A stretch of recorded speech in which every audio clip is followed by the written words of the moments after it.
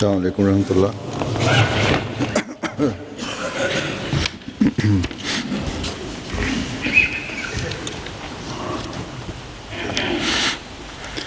अशहदु अल्ला इलाहा इल्लल्लाह वहदहु ला शरीका लहु वअशहदु अन्ना मुहम्मदन अब्दुहु व रसूलुहु अम्मा बअदु फ़अऊज़ु बिल्लाहि मिनश शैतानिर रजीम बिस्मिल्लाहिर रहमानिर रहीम अल्हम्दुलिल्लाहि रब्बिल आलमीन अर्रहमानिर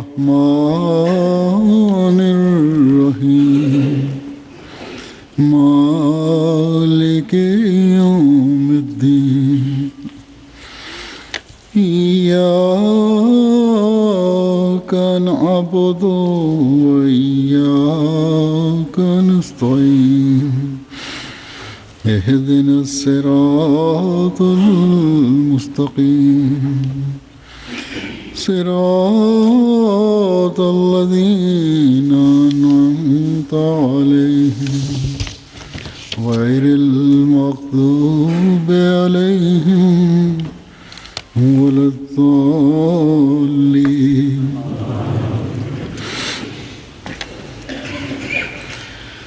मुसलमानों में முஸ்லிம்களில் ஒரு பிரிவினர் குழப்பத்தை விளைவிக்கக்கூடிய பேர்தாங்கி உலமாக்களின் பின் சென்று எந்த விதத்திலும் சிந்திக்காமல் அஹ்மதியத்தை எதிர்க்கின்றனர்.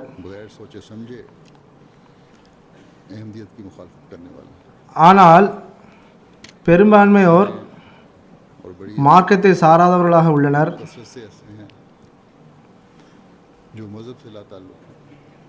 இவர்கள் பெருநாள் தொழுகை மட்டும் தொழுபவர்கள். இன்னும் சொல்லப்போனால் எப்போதாவது ஜும்மாவும் தொழுது கொள்வார்கள். இன்னும் சிலர் மதத்தில் எவ்வித கட்டாயத்தையும் விரும்பாதவர்களாக இருந்த போதிலும் உலமாக்கள் தரப்பிலிருந்து கூறப்படும் குஃபுர் ஃபத்வாக்களுக்கு அஞ்சியவர்களாக அமைதியாக உள்ளனர். ஆனால் சிலர் இவ்வாறும் இருக்கின்றனர். அவர்கள் இஸ்லாத்தினுடைய மார்க்கத்தினுடைய அறிவை பெற்றிருக்கவில்லை. ஆனால்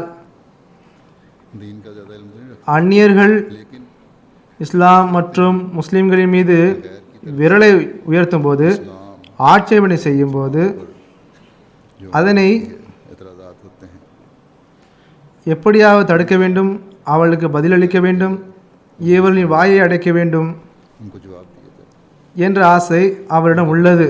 மேலும் இவர்களது ஆசை என்னவென்றால், இஸ்லாத்தின் அனைத்து பிரிவுகளும் ஒன்றிணைந்து இஸ்லாத்தின் எதிரிகளை, தஜ்ஜாலிய சக்திகளை எதிர்க்க வேண்டும் என்பதாகும்.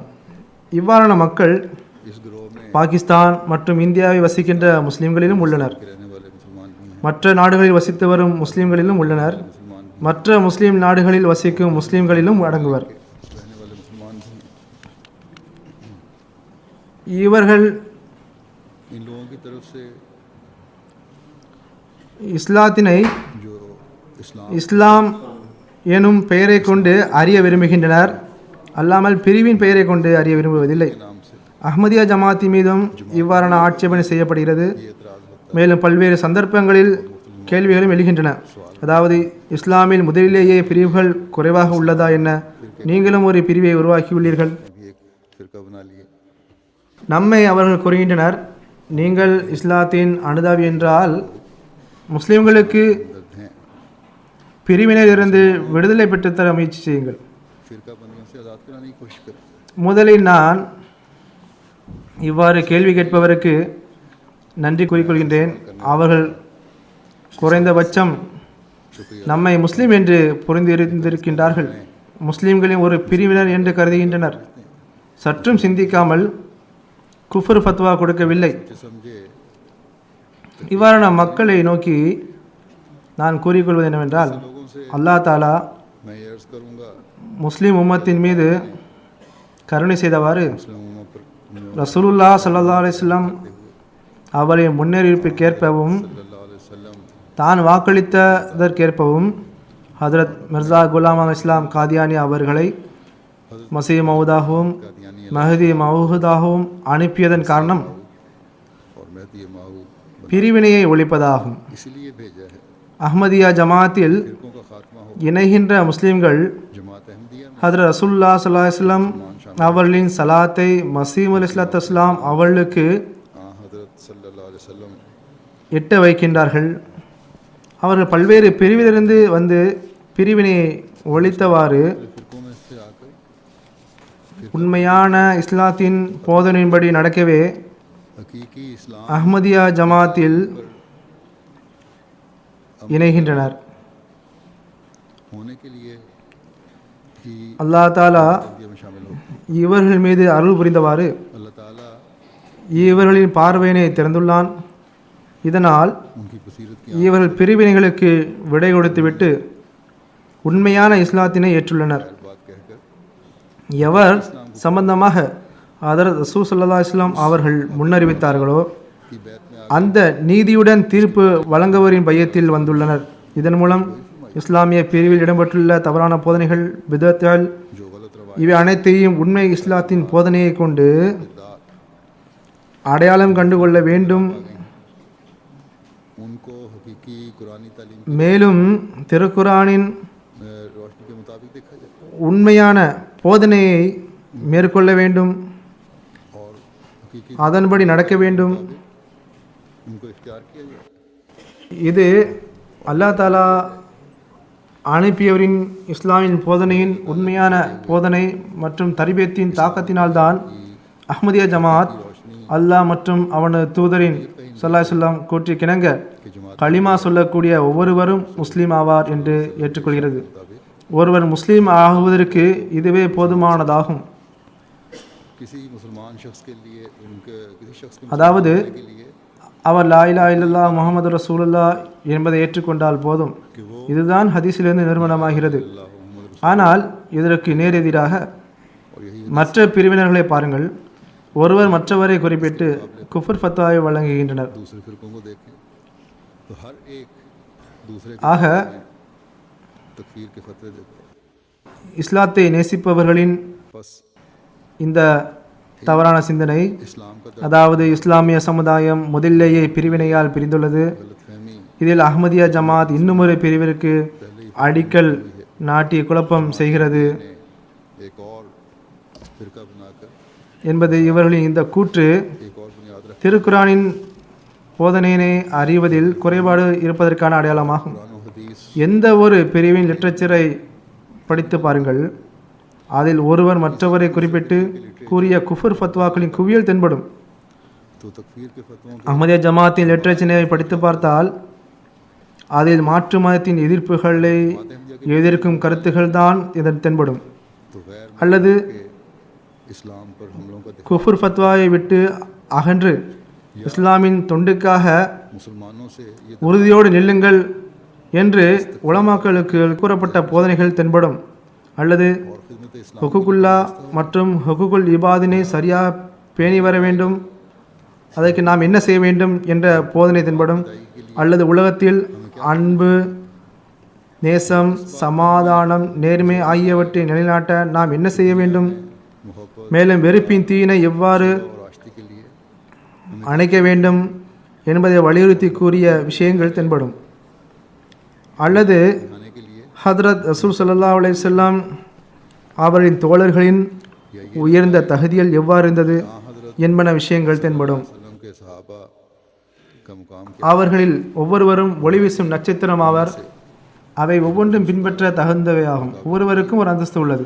ஆக அஹ்மதியா ஜமாத்தின் லிட்ரேச்சரில் இவ்வாறான அழகிய போதனைகள் தென்படும், அல்லாமல் குஃபர் ஃபத்வாக்கள் தென்படாது. நான் கூறியது போன்று, அதாவது பிரிவினரின் எந்த நூல்களை நீங்கள் எடுத்தாலும் அதில் तकफीर के फतवों के अंबार हैं।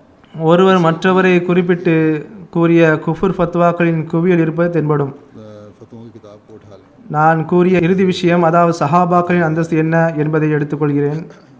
इस आखिरी बात को நாம் பார்த்தோம் என்றால், இஸ்லாமில் 2 மிகப்பெரிய பிரிவுகள் உள்ளன.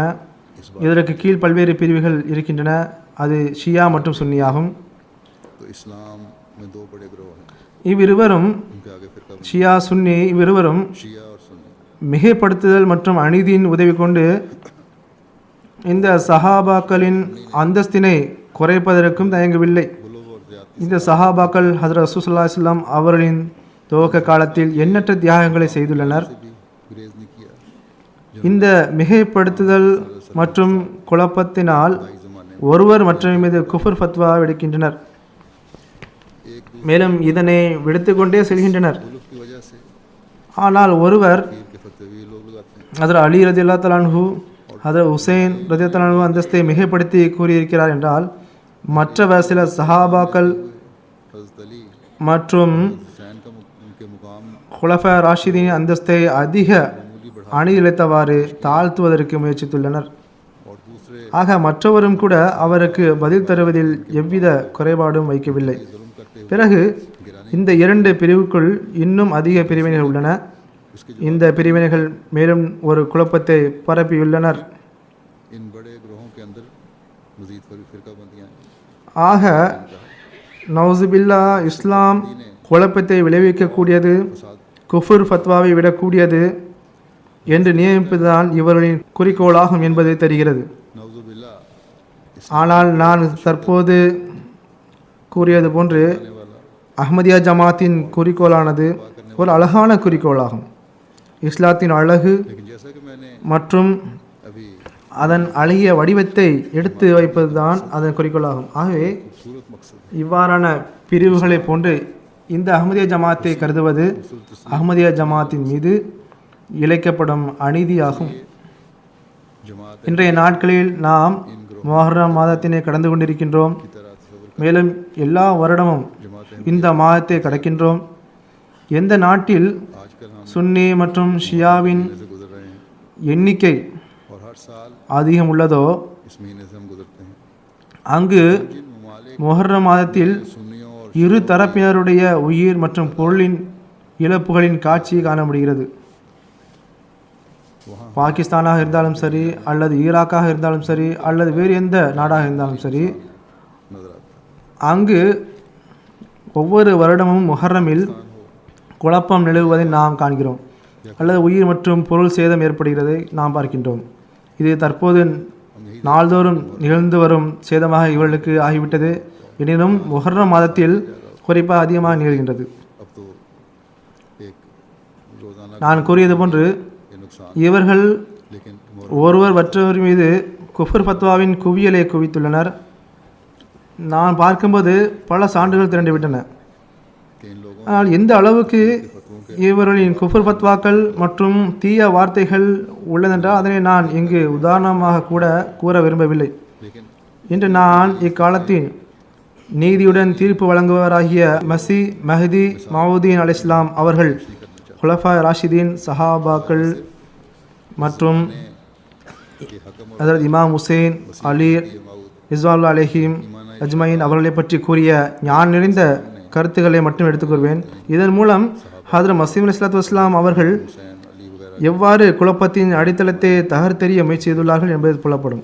जिससे पता நான் மேற்கோள்களை சேகரித்த போது किस खूबसूरत பல நூற்றுக்கணக்கான इस्लाम ने பக்கங்களாக அவை ஆகிவிட்டன.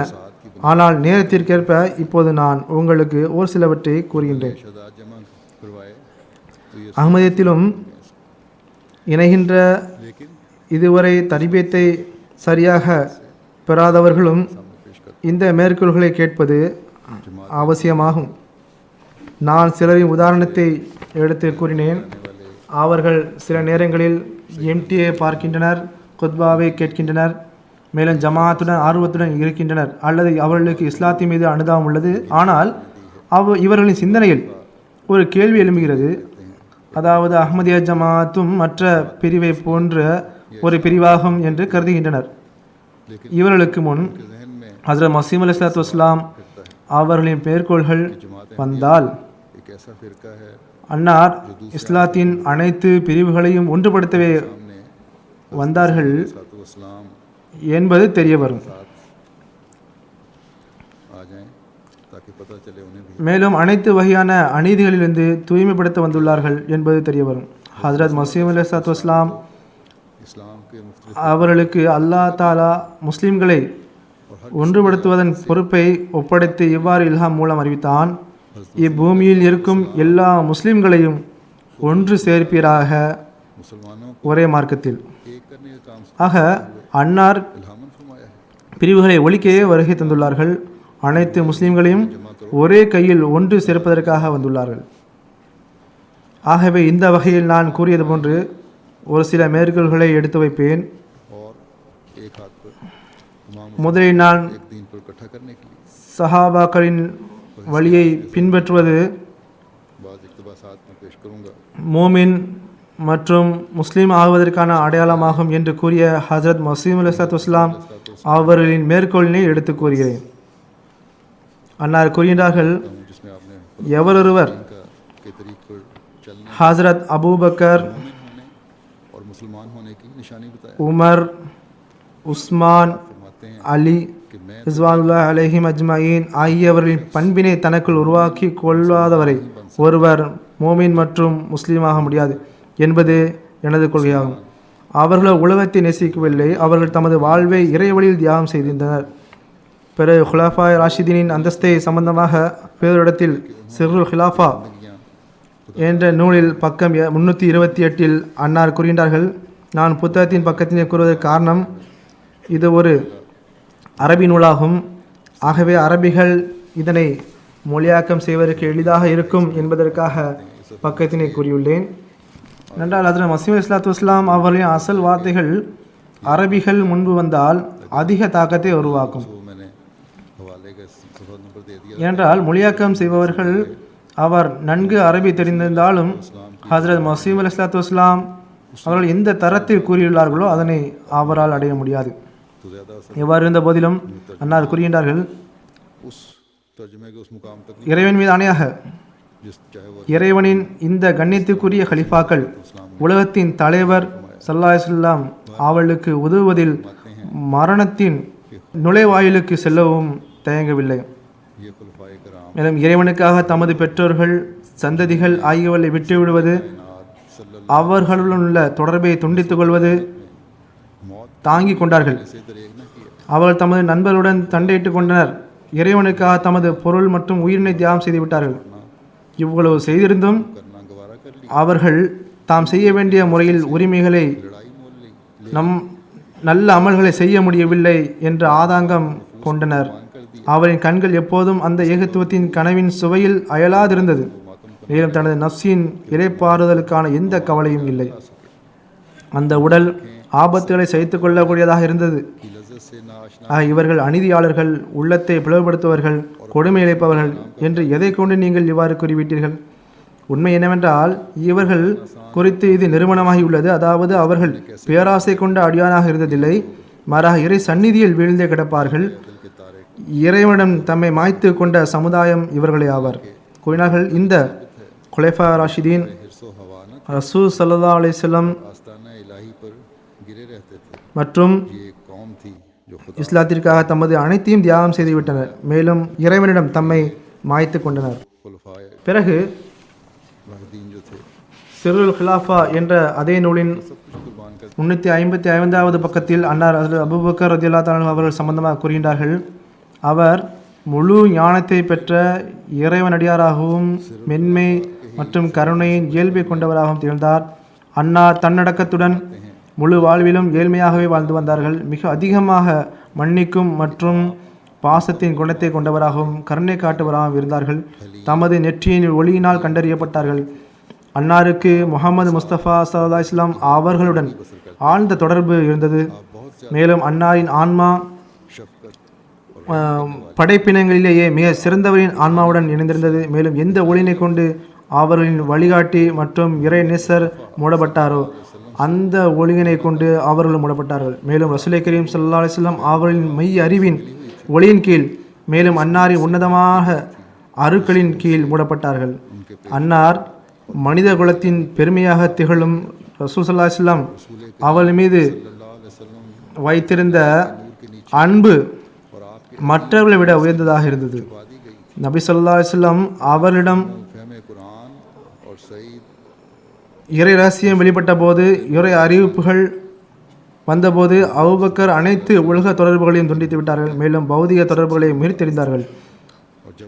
தனது நேசமிக்கவரின் பண்பை மேற்கொண்டவாறு இறைவனுக்காக அனைத்து வகையான ஆசைகளையும் விட்டுவிட்டார்கள். மேலும் அன்னாரின் ஆன்மா தூயதாகவும் உலகிய காழ்ப்புணர்ச்சியை விட்டு நீங்கியதாகவும் இருந்தது. அவர்கள் முற்றிலும் தம்மை உண்மை இறைவனுடன் மாய்த்து கொண்டார்கள். ரப்புல் ஆலமீனின் திருப்தியில் மறைந்து விட்டார்கள். இறைவனின் மீதான உண்மையான நேசம் அன்னாரின் இயல்பிலும் அன்னாரின் உள்ளத்தின் ஆழத்திலும் அவர்களது உடலின் ஒவ்வொரு துகளிலும் இரண்டர கலந்தபோது அவர்களது சொற்களிலும் செயல்களிலும் மற்றும் நிற்பதிலும் உட்காருவதிலும் இது வெளிப்பட்டது. அப்போது அன்னாருக்கு சித்திக் என்ற பட்டம் வழங்கப்பட்டது. அதாவது எப்போது முழுமையான முறையில் ஹஜ்ரத் ரசூல் ஸல்லல்லாஹு அலைஹி வஸல்லம் அவர்கள் மீது தன்னை மாய்த்து கொண்டார்களோ அப்போது அன்னாருக்கு சித்திக் என்ற பட்டம் கொடுக்கப்பட்டது. இதுதான் அன்னாரின் அந்தஸ்தாகும். ஹஜ்ரத் அபூபக்கர் சித்திக் ரலியல்லாஹு தஆலா அன்ஹு அவர்களின் சித்திகியத் என்ற அந்தஸ்தை மேலும் விளக்கி கூறியவாறு, இது ஏன் எவ்வாறு கிடைத்தது என்பதை ஹஜ்ரத் மஸீஹ் இஸ்லாம் அவர்கள் இவ்வாறு கூறினார்கள். ஹஜ்ரத் ரசூல் ஸல்லல்லாஹு அலைஹி வஸல்லம் அவர்கள் ஹஜ்ரத் அபூபக்கர் ரலியல்லாஹு தஆலா அவர்களுக்கு சித்திக் என்ற பட்டத்தை வழங்கிய போது அன்னாரிடம் என்னென்ன ஆற்றல்கள் இருந்தன என்பதனை இறைவனே அறிவான். ஹஜ்ரத் ரசூல் ஸல்லல்லாஹு அலைஹி வஸல்லம் அவர்கள் இதுவும் கூறினார்கள், ஹஜ்ரத் அபூபக்கர் ரலியல்லாஹு தஆலா அன்ஹு அவர்களுக்கு அவளின் உள்ளத்தினுள் இருக்கக்கூடிய விஷயத்திற்காகவே இந்த அருக்கொடை வழங்கப்பட்டது. ஆழ்ந்து சிந்தித்து பார்த்தோம் என்றால் ஹஜ்ரத் அபூபக்கர் ரலியல்லாஹு தஆலா அன்ஹு காட்டிய அந்த நேர்மைக்கு மேலும் உதாரணம் கிடைப்பது கடினமே. உண்மை என்னவென்றால் ஒவ்வொரு காலத்திலும் எவரொருவர் சித்திக்கின் ஆற்றல்களை பெற விரும்புகிறாரோ அவர் அபூபக்கரின் நடத்தை மற்றும் இயல்பினை தன்னுள் உருவாக்க வேண்டும்.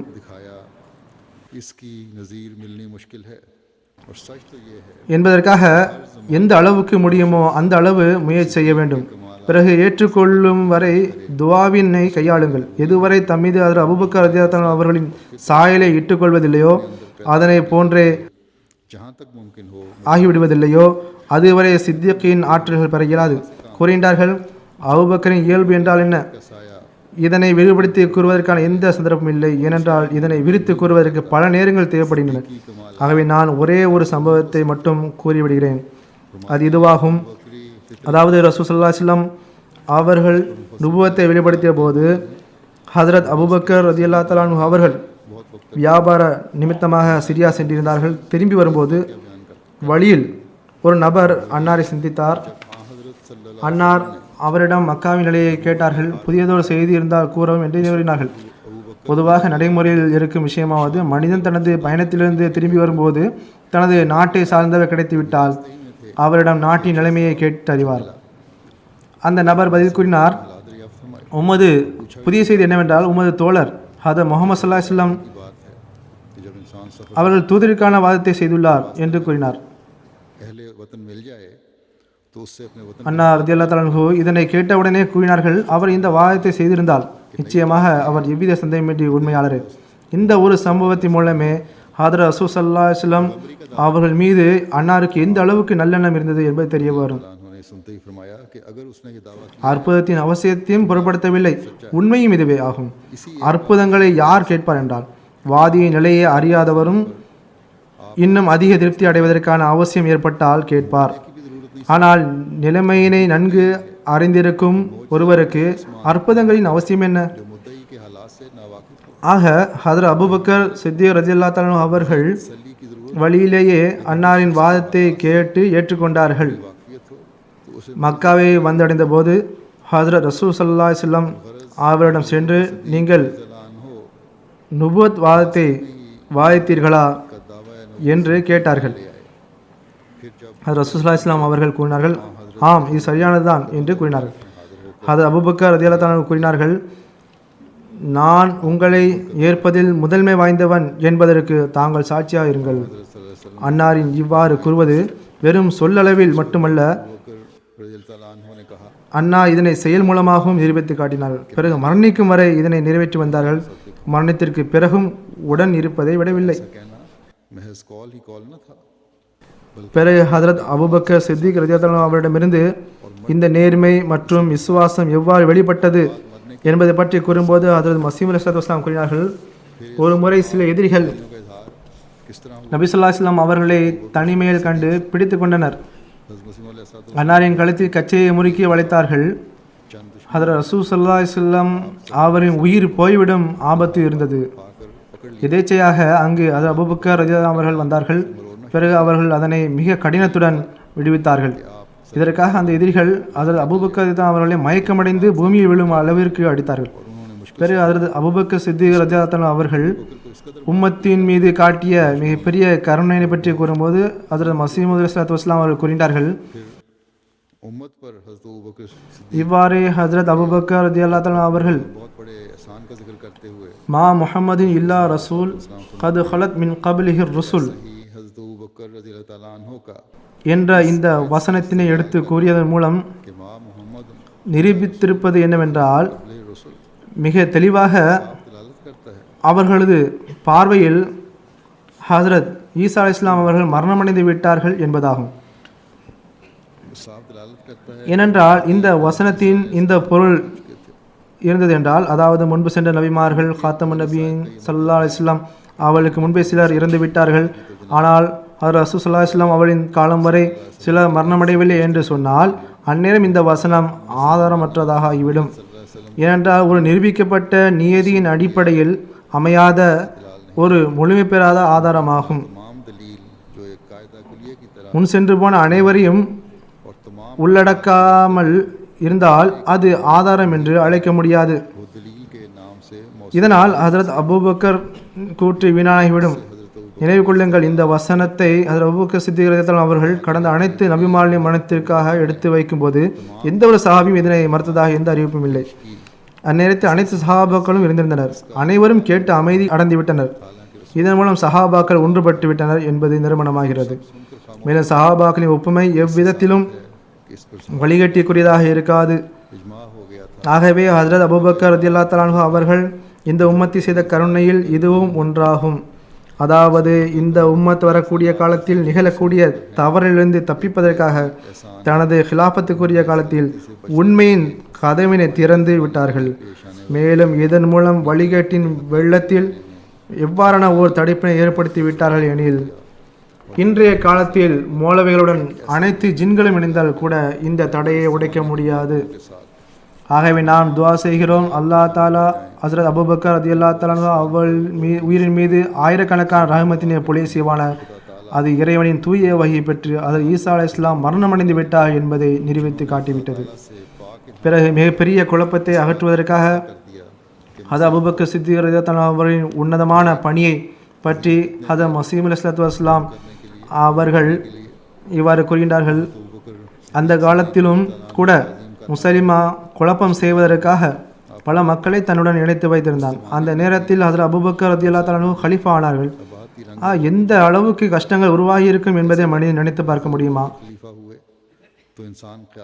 அவருடைய உள்ளம் ஆற்றல் மிகுந்த உள்ளமாக இருந்திருக்கவில்லை என்றால், மேலும் ஹஜ்ரத் ரசூல் ஸல்லல்லாஹு அலைஹி வஸல்லம் அவரின் ஈமானில் இவர்களது ஈமான் இணைந்திருக்கவில்லை என்றால் மிக அதிக கஷ்டம் ஏற்பட்டு இருக்கும். ஆனால் சித்திக் ஹஜ்ரத் நபி ஸல்லல்லாஹு அலைஹி வஸல்லம் அவர்களை சார்ந்து இருந்தார்கள். அவரின் நிலையில் கீழ் இருந்தார்கள், அதே நிலையில் இருந்தார்கள். அன்னாரின் உயர்ந்த நல்லொழுக்கத்தின் நல்ல தாக்கம் அவள் மீது உருவாகியது.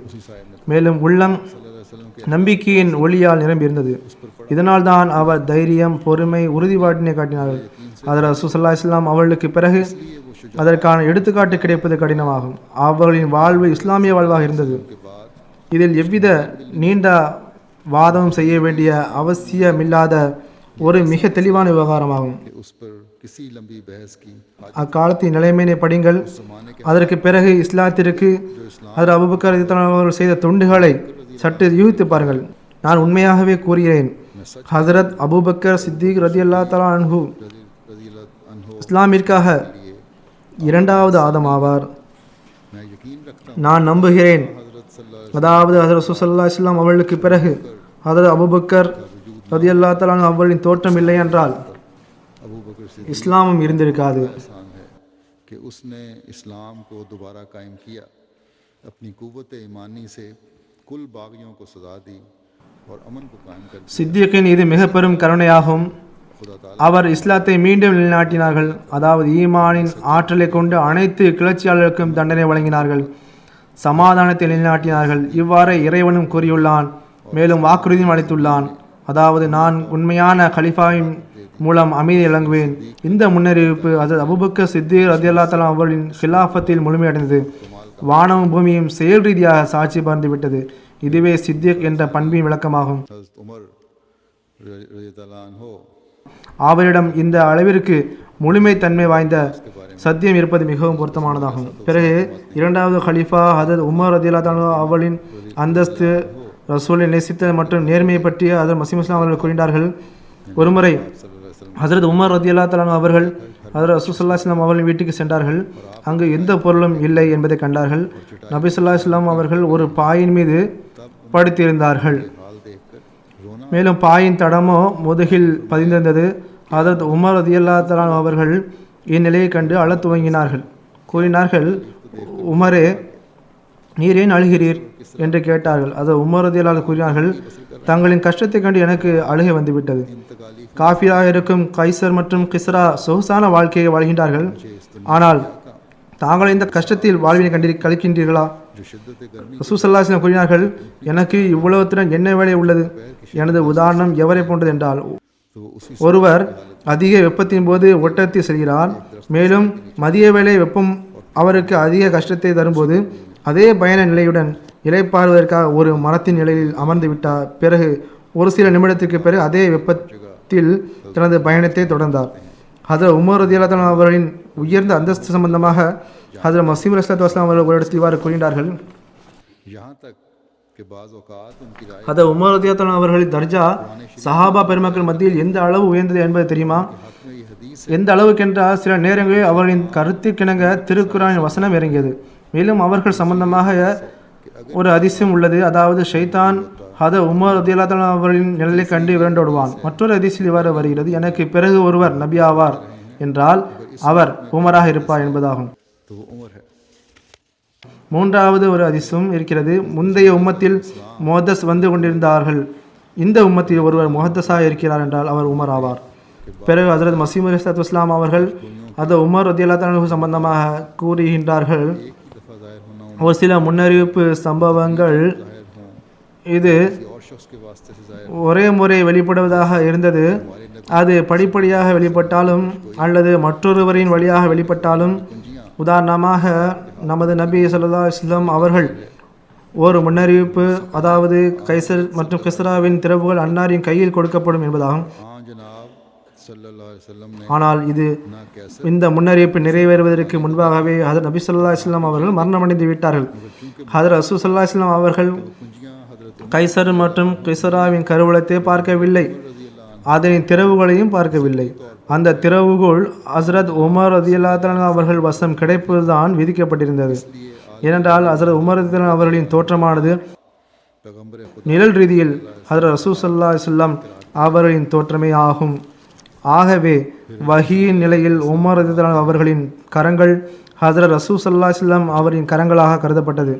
इमाम की दस्तगीरी अफाज़ अलूम न करे பிறகு ஹஜ்ரத் மஸீஹ் மவ்ஊத் அவர்கள் தொடர்ந்து கூறினார்கள், ஒரு தலைமையின் அருள் முழுமையாக வழிகாட்டி பலன் தராத வரை ஆபத்துகளிலிருந்து பாதுகாப்பு கிடைப்பதில்லை. जो कुरान शरीफ का कातिब था இவ்விஷயத்தின் காட்சி இஸ்லாமின் தொடக்கத்திலேயே காணப்படுகிறது. के कुर्ब की वजह से कुरानी आयत का उस वक्त में इल्हाम हो जाता था जबकि इमाम यानी नबी अलैहि ஏனென்றால் குரானை எழுதுபவராக இருந்த ஒருவருக்கு சில நேரத்தில் நுபுவத்தின் ஒளிக்கு நெருக்கமாக இருந்ததனால் குரானின் வசனம் அவருக்கு இறங்கியது. इस ख्याल से அதனை இமாம், அதாவது ஹஜ்ரத் நபி ஸல்லல்லாஹு அலைஹி வஸல்லம் அவர்களும் அதே சமயம் எழுத எண்ணியிருப்பார்கள். ஒருமுறை அவர் எனக்கும் ஹதரத் ரசூலுல்லாஹி ஸல்லல்லாஹு அலைஹி வஸல்லம் அவர்களுக்கும் இடையில் என்ன வித்தியாசம் உள்ளது என்று நினைத்தார். எனக்கும் இல்ஹாம் இறங்குகிறது என்று எண்ணியதனால் அவர் அழிக்கப்பட்டார். மேலும் கபர் கூட அவரை தூக்கி வெளியே வீசிவிட்டது என்றும் எழுதப்பட்டிருக்கிறது. चीज़ ना समझा। எவ்வாறு பல்லம் அளிக்கப்பட்டானோ அவ்வாறே அவனுக்கும் இதே ஆணவம்தான் இருந்தது. கூறுகின்றார்கள், ஹஸரத் உமர் ரதியல்லாஹு தஆலா அவர்களுக்கும் இல்ஹாம் இறங்கியது, ஆனால் அவர்கள் தன்னை ஒரு பொருட்டாக கருதியதில்லை. மேலும் வானத்தின் இறைவனாவன் नायब इमामत हक़ बना இப்பூமியில் ஏற்படுத்திய உண்மையான இமாமுடன் தன்னை இணைத்துக் கொள்ள விரும்பவில்லை. மாறாக தன்னை தாழ்த்தியவாறு ஒரு அடிமையாகவே கருதினார்கள். இதனால் இறைவனின் அருள் இமாமத்தின் பதவியை அவர்களுக்கு வழங்கியது. ஹஸரத் ரசூல் ஸல்லல்லாஹு அலைஹி வஸல்லம் அவர்களுக்கு நிகராக தன்னை ஒரு தாழ்வானவராகவே கருதினார்கள். இதனால் அல்லாஹ் தாலா அருள் செய்தவாறு அவர்களை கலீஃபாவாக ஆக்கினான். फरमाते हैं இது நபியின் துணையாகவும் இருக்கிறது. பிறகு சிறுல் ஹிலாஃபா என்ற நூலில் 326ஆம் பக்கத்தில் ஹஸரத் மஸீமூத் அலைஹிஸ்ஸலாத்து வஸ்ஸலாம் அவர்கள் கூறினார்கள், எனது இறைவன் என் மீது வெளிப்படுத்தி இருக்கிறான். அதாவது ஹஸரத் அபூபக்கர், உமர், ஃபாரூக், और रुश्द व हदायत से मामूर थे, உஸ்மான் लोगों में से थे। ரிஸ்வானுல்லாஹி அலைஹிம் அஜ்மாயின் ஈமானில் மிக உயர்ந்த பதவியை பெற்றவர் ஆவார்கள். மேலும் நேர்வழியினை பெற்றவராகவும் திகழ்ந்தார்கள். மேலும் இவர்கள் அல்லாஹ் இவர்களுக்கு அருட்களை வழங்கியிருக்கிறானோ அவர்களை சார்ந்தவர் ஆவார்கள். மேலும் அவர்கள் குறிப்பாக அல்லாஹ்வின் அருட்களின் இருப்பிடமாக திகழ்ந்தார்கள்.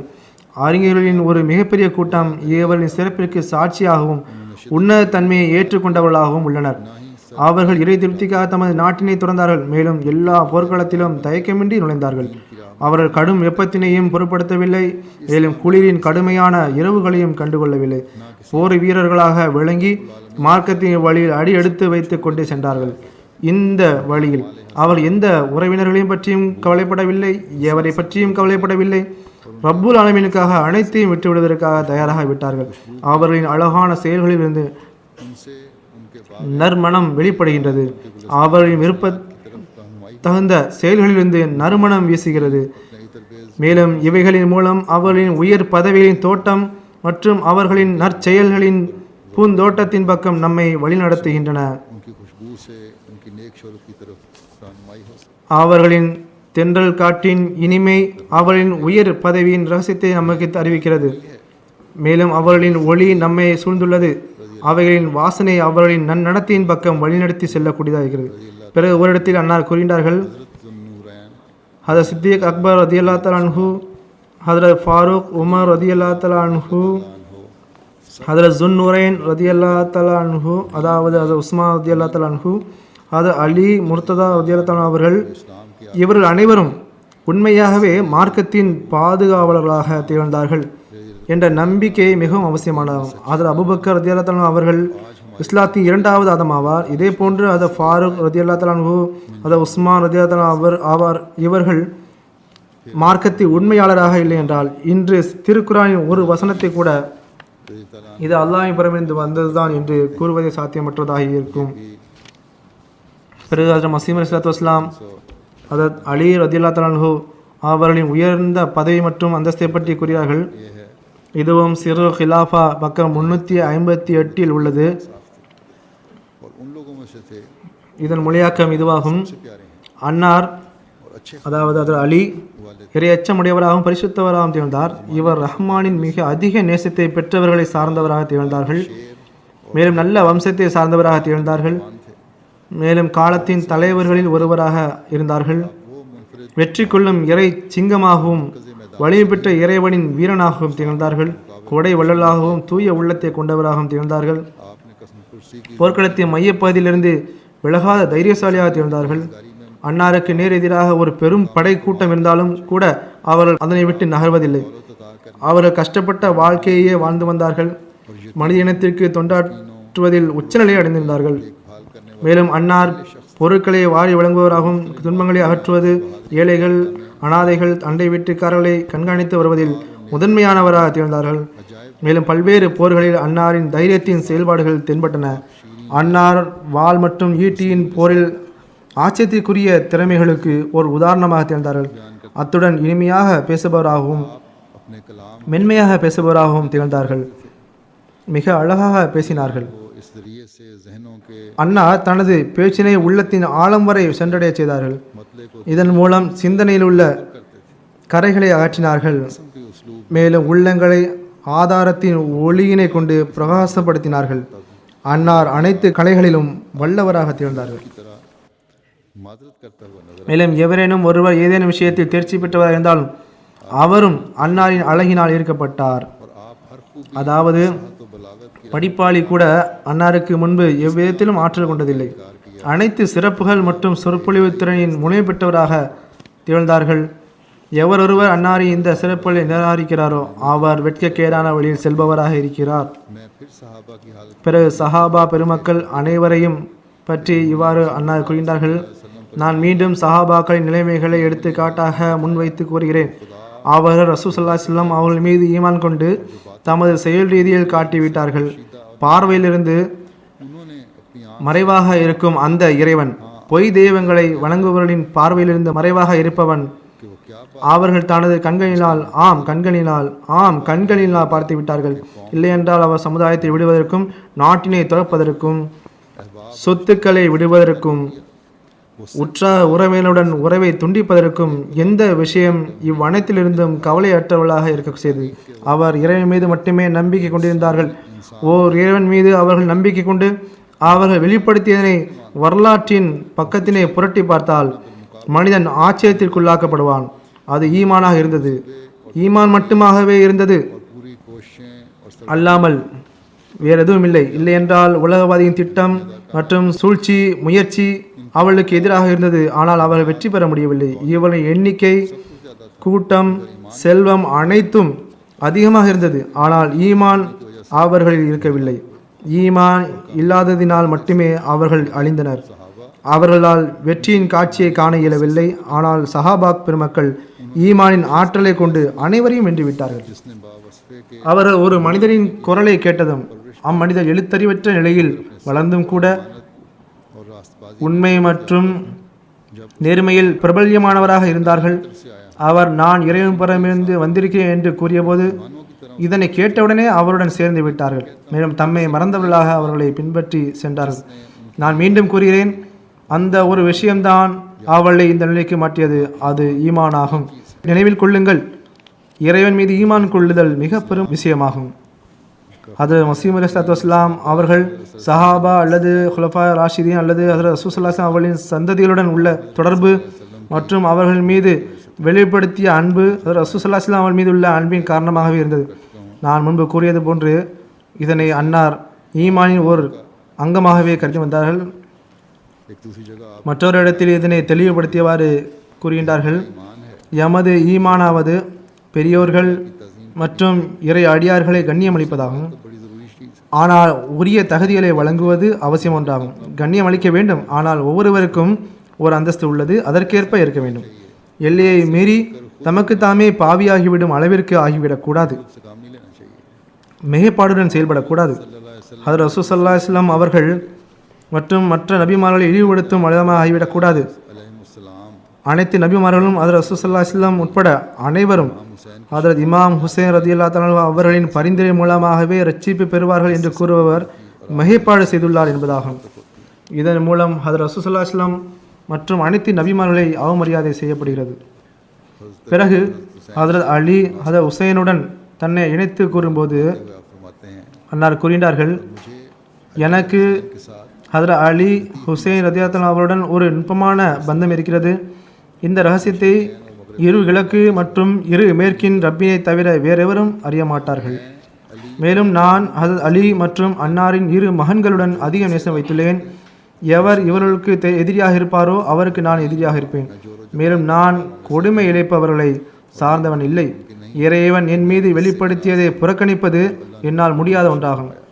और ना ही मैं हद மேலும் நான் எல்லையை மீறி மிகைப்பாடு செய்பவனும் அல்லன். ये भी सिरुल खिलाफा का இதுவும் சிறுல் ஹிலாஃபாவின் மொழியாக்கமாகும். तर्जुमा है। फिर इस मुनासबत को मजीद பிறகு இந்த பந்தத்தை இன்னும் விளக்கியவர் அண்ணா கூறினார்கள், இஸ்லாமிலும் யூத குணத்தை கொண்டவர்கள் இந்த வழியை கடைபிடித்து வந்தனர். தவறான எண்ணத்தை நம்பி ஒவ்வொரு காலத்திலும் தோன்றிய இறையடியார்களுக்கு தீங்கிழைத்து வந்தார்கள். பாருங்கள், இமாம் ஹுசைன் ரதியல்லாஹு தஆலா அவர்களை விட்டுவிட்டு ஆயிரக்கணக்கான முட்டாள்கள் யசீதுடன் இணைந்து கொண்டார்கள். के साथ हो गए। इमाम हुसैन रज़ी अल्लाह अन्हु को छोड़कर हज़ारों नादान यजीद के साथ हो மேலும் எப்பாவமற்ற இந்த இமாமுக்கு கை மற்றும் दिया। நாவினை கொண்டு தீங்கிழைத்தார்கள் என்பதனை பாருங்கள். இறுதியில் கொலை செய்ய வேண்டும் इस उम्मत के என்பதை தவிர வேறு எதையும் அவர்கள் விரும்பியதில்லை. बताते रहे। காலம் காலமாக வந்த இமாம்களையும் நல்ல அடியார்களையும் முஜதீன்களையும் துன்படுத்தி வந்தார்கள். மேலும் காஃபீர் इनके हाथ से மார்க்கமற்றவர் நயவஞ்ச என்று கூறி வந்தார்கள். ஆயிரக்கணக்கான சத்தியவான்கள் இவர்களின் கரங்களால் துன்புறுத்தப்பட்டார்கள். இவர்களுக்கு காஃபீர் என்ற பெயரை கொடுத்தது மட்டுமல்லாமல் எதுவரை முடியுமோ கொலை செய்வதற்கும் இழிவுபடுத்துவதற்கும் கைது செய்வதற்கும் முயற்சித்தார்கள். நமது காலமும் வந்து கடந்து விட்டது. 13ஆம் நூற்றாண்டில் ஒவ்வொரு கால இடத்திலும் இவர்கள் 14ஆம் நூற்றாண்டின் இமாம் மஹதி தோன்றுவார்கள், குறைந்தபட்சம் ஒரு மிக பெரும் முஜதி தோன்றுவார்கள் என்று கூறி வந்தார்கள். ஆனால் 14ஆம் நூற்றாண்டின் துவக்கத்தில் முஜதி தோன்றிய போது அல்லாவின் இல்ஹாம் மட்டும் அவருக்கு மசீமோது என்ற பெயரை வைக்கவில்லை. மாறாக காலத்தின் குழப்பங்களும் இவரது பெயர் மசீமோது என குரல் கொடுத்தன. नाम मसीह मऊद रखा बल्कि ज़माने இவரது பெயர் கூறப்பட்டதுமே கடுமையாக பயன்படுத்தி வந்தார்கள். बज़ुबाने हाल यही फतवा दिया जो फितने ज़माने में फैले हुए थे। எதுவரை முடியுமோ இவரை துன்புறுத்தி வந்தார்கள். उसकी सख्त तकरीब की, மேலும் பல்வேறு சூழ்ச்சியால் அவரை அழிக்க முன்வந்தனர். आज़ादी எதிர்த்தார்கள், கஷ்டங்கள் கொடுத்து வந்தார்கள், அழிக்கவும் முற்பட்டனர். को ज़लील और नाबूद करना चाहा, झुटलाया, तकलीफ़ें दी। பிரிதொரிடத்தில் கூறுகின்றார்கள், फरमाते हैं நான் எழுதிய இந்த கசிதாவில் இமாம் ஹுசைன் ரதியல்லாஹு தஆலா அவர்களை சம்பந்தப்படுத்தி எழுதியாவது इस कसीदा அல்லது அதில் ஈசா அலைஹிஸ்ஸலாம் அவர்களை பற்றி கூறியதாவது, இது மனிதனின் வேலை அல்ல. நல்ல அடியார்களை தீய வார்த்தையை கொண்டு பேசுபவர் கீழ்த்தரமானவர் ஆவார்.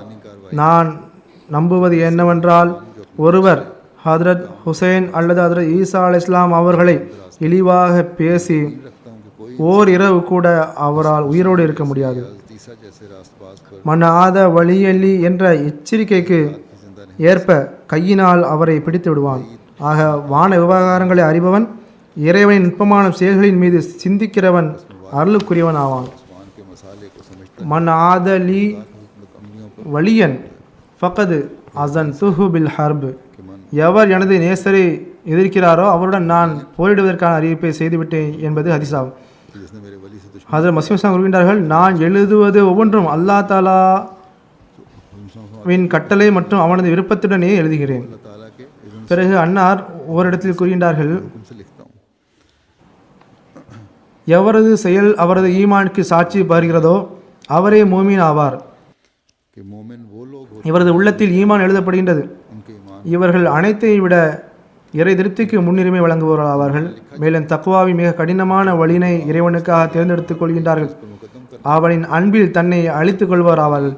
சிலையை போன்று இறைவனை வணங்குவதிலிருந்து தடுக்கின்ற அனைத்து விஷயங்களையும், அது நடத்திய நிலைமையாக இருந்தாலும் சரி, அல்லது நயவஞ்சத்தன செயலாக இருந்தாலும் சரி, அல்லது சோம்பேறியாக இருந்தாலும் சரி, இவ்வனைத்திலிருந்தும் இவர்கள் தம்மை மிக தொலைவில் எடுத்துக்கொண்டு செல்கின்றனர். ஆனால் பாக்கியமிழந்த அந்த எசீதிற்கு இந்த சந்தர்ப்பம் எங்கு கிடைத்தது? உலக நேசம் அவனை குருடனாக்கிவிட்டது. ஆனால் ஹுசைன் ரலியல்லாஹு தஆலா அன்ஹு பரிசுத்தமாக்குபவராகவும் பரிசுத்த பெற்றவராகவும் திகழ்ந்தார்கள். எவ்வித சந்தேகமின்றி எவரை அல்லாஹ் தனது கரங்களால் தூய்மைப்படுத்துகிறானோ, தனது அன்பினை வழங்குகிறானோ, அக்கூட்டத்தினை அவர் சார்ந்திருக்கின்றார்கள். எவ்வித ஐயமின்றி சொர்க்கத்தின் தலைவர்களை சார்ந்தவராக திகழ்ந்தார்கள். இவ்வாறு இருப்பவரின் மீது சிறிதளவு கூட குறை கூறுவது ஈமானை அழித்துக் கொள்வதற்கு சமமாகும். இந்த இமாமின் தக்குவா, இறைநேசம், பொறுமை, உறுதிப்பாடு, பரிசுத்தம், இபாதத் இவை அனைத்தும் நமக்கு ஒரு நல்ல முன்மாதிரியாகும். நாம் அவர்களுக்கு கிடைத்த அந்த இதாயத்தினை பின்பற்றக்கூடியவர்களாக உள்ளோம். எவரது உள்ளம் இவரின் எதிரியாக இருக்கிறதோ அது அழிந்து விட்டது. எவரது உள்ளம் அவர் மீதுள்ள நேசத்தினை அமுல்படுத்தி காட்டுகிறதோ அது வெற்றி பெற்று விட்டது. அவரது ஈமான், நன்னடத்தை, தைரியம், தக்குவா, உறுதிப்பாடு மற்றும் இறை நேசத்தின் அனைத்து பிம்பமும் பிரதிபலித்து முழு கீழ்ப்படிதலுடன் தன்னுள் கவர்கின்றது. எவ்வாறு ஒரு தெளிவான கண்ணாடியில் ஒரு அழகான மனிதனின் பிம்பம் தெரியுமோ அவ்வாறு தென்படும். अपने अंदर लेता है। இவ்வாறானவர்கள் உலக கண்களிலிருந்து மறைந்துள்ளனர். அவர்களின் கண்ணியத்தை எவராலும் அறிய முடியும், ஆனால் அவரை சார்ந்தவர்களாலேயே அறிய முடியும். உலக கண்களால் அவர்களை பார்க்க முடியாது, ஏனென்றால் அவர்கள் உலகத்தை விட்டு மிக தொலைவில் உள்ளனர். இதுவே ஹஜ்ரத் ஹுசைனின் ஷஹாதத்திற்கு காரணமாக அமைந்தது. ஏனென்றால் அவர் அறியப்படவில்லை. உலகம் எந்த அடியார்களைத்தான் அவளின் காலத்தை ஏற்றுக்கொண்டது ஹதரத் ஹுசைனை ஏற்றுக்கொள்வதற்கு. ஆக இந்த காரியமானது ஈமானற்ற செயல்களை சார்ந்தவையாகும். அதாவது ஹுசைன் ரதியல்லாஹு தஆலா அன்ஹு அவர்களை இழிவுபடுத்துவது, ஹுசைன் ரதியல்லாஹு தஆலா அல்லது வேறு ஏதேனும் பரிசுத்த இமாம்களை இழிவுபடுத்துகிறாரோ அல்லது அவரை பற்றி தீய வார்த்தைகளை தமது நாவினால் கூறுகிறாரோ அவர் தனது ஈமானை வீணடிக்கிறார். ஏனென்றால் அல்லாஹ் ஜல்ல ஷானுஹு எவர் அவரின் நல்லடியார்களின் எதிரியாகி விடுகிறாரோ அவரின் எதிரியாகி விடுகின்றான். ஆக இந்த போதனைத்தான் நீதி நேர்மையை உள்ளடக்கிய போதனையாகும். மேலும் முஸ்லிம்களை ஒரே கையில் ஒன்றிணைப்பது மற்றும் பிரிவினையை ஒழிக்கும் போதனையாகும். இதனை அல்லாஹ்வால் அனுப்பப்பட்ட நல்லடியார் நமக்கு வழங்கியுள்ளார்கள். அவர் இக்காலத்தில் ஹஜ்ரத் ரசூல் ஸல்லல்லாஹு அலைஹி வஸல்லம் அவர்களின் உண்மை அடியாளனாக திகழ்ந்து சமாதானம் மற்றும் சாந்தியின் தூதை எடுத்து வந்தார்கள். அல்லாஹ் இந்த உம்மத்திற்கு இப்போதனையை புரியும் தௌஃபீக்கினை தந்தருள்வானாக. பிரிவினைகள் மற்றும் குழப்பங்கள் மற்றும் ஒருவர் மற்றவரை கொலை செய்வதிலிருந்து பாதுகாப்பானாக. இதனால் இஸ்லாம் ஒரு புதிய பொலிவுடன் உலகத்தின் எல்லை வரை தனது பொலிவை காட்ட வேண்டும். அல்லாஹ் தாலா இந்த முஹர்ரம் மாதமினை அனைத்து இடங்களிலும் உள்ளவர்கள் சாந்தி சமாதானத்துடன் கடக்க செய்வானாக.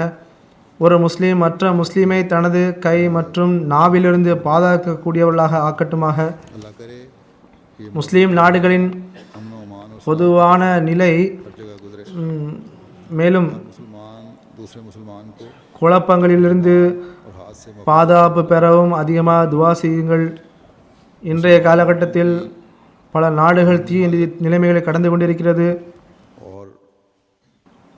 அல்லாஹ் தாலா தீய விளைவுகளை உருவாக்கக்கூடிய அனைத்து தீயதிலிருந்தும் தீயதை நாடக்கூடியவர்களிடமிருந்தும் இஸ்லாம் மற்றும் முஸ்லிம்களை காப்பாற்றுவானாக. நான் கூறியது போன்று பெரும்பான்மையான முஸ்லிம் நாடுகளில் உள்நாட்டு குழப்பங்களும் இருக்கின்றன. இதனால் அங்கு அமைதி சீர்குலைகிறது. பிறகு முன்னேற்றத்திற்கு பகரமாக விரைவாக பின்தங்கி செல்கின்றனர். உலகின் பொதுவான பொருளாதார வீழ்ச்சியும் கூட சீர்குலைவை ஏற்படுத்துகிறது. மேற்கத்திய நாடுகளில் இதனின் தாக்கம் கடுமையாக ஏற்பட்டுள்ளது. முஸ்லிம் நாடுகளிலும் கிழக்கு நாடுகள் இவ்வாறு அனைத்து நாடுகளிலும் இதனின் தாக்கம் ஏற்பட்டுள்ளது. பிறகு மூன்றாவது ஒரு மிக பெரும் நிலை ஒன்று உருவாகிறது. இது வெளிப்படையாக தெரிய வருகிறது. அதாவது உலக போரினை நோக்கி உலகம் மிக விரைவாக சென்று கொண்டிருக்கிறது. அல்லாஹ் தாலா மனிதகுலம் மீது கருணை காட்டுவானாக. மேலும் புரியும் தன்மையை வழங்குவானாக. நமக்கும் இன்றைய நாட்களில் அதிகமாக துவா செய்ய வேண்டும். மேலும் பல்வேறு வகையில் முன்னேற்பாடான திட்டத்தையும் வகுக்க வேண்டும். அல்லாஹ் தாலா நமக்கு உதவி புரிவானாக. हमें इन दिनों में बहुत ज़्यादा दुआएं भी करनी चाहिए और हर किस्म की एहतियाती तदाबीर भी करनी चाहिए. अल्लाह ताला हमारी मदद फरमाए.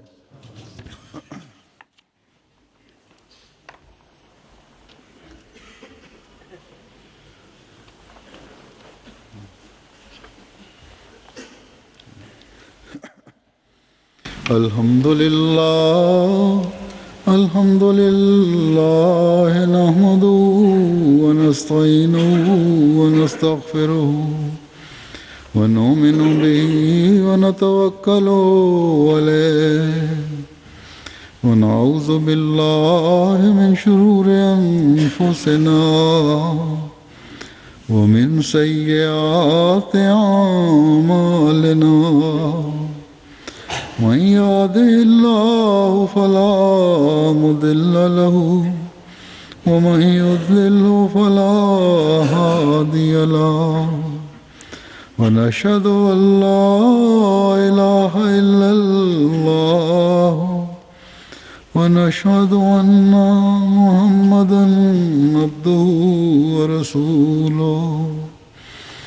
عباد الله رحمكم الله إن الله يأمر بالعدل والإحسان وإيتاء ذي القربى وينهى عن الفحشاء والمنكر والبغي يعظكم لعلكم تذكرون اذكروا الله يذكركم وادعوه يستجب لكم ولذكر الله أكبر.